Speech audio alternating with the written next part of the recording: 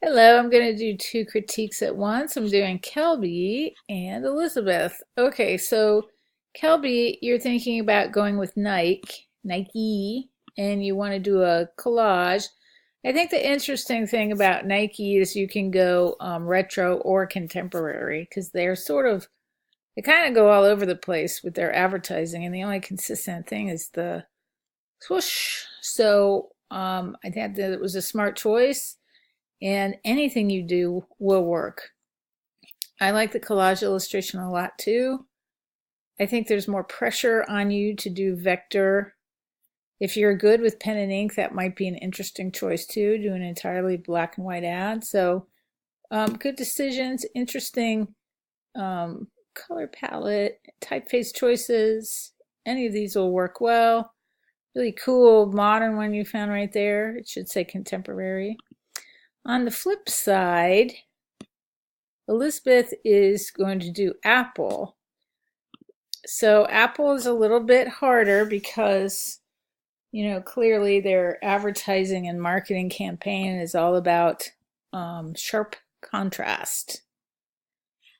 Very minimalistic except for when they're showing something on their screens. And this American Red Cross button looks so weird there. But so sharp and amazing.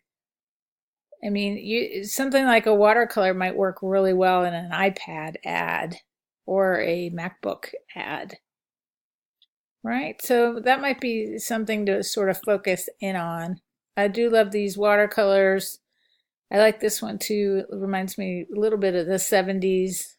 Seemed to be really popular medium back then. And this too, of course, even like directly an owl symbol. It just shows. Is that, yeah, that's acrylic. That's not watercolor.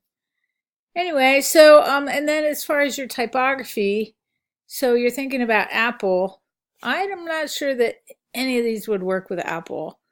This Park Lane looks like it's 1920s. Good Life looks a little more outdoorsy.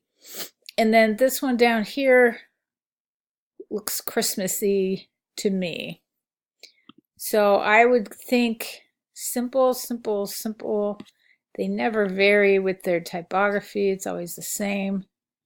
And the freedom that you're going to have is in the imagery. All right, let me know if you guys have any questions. Bye.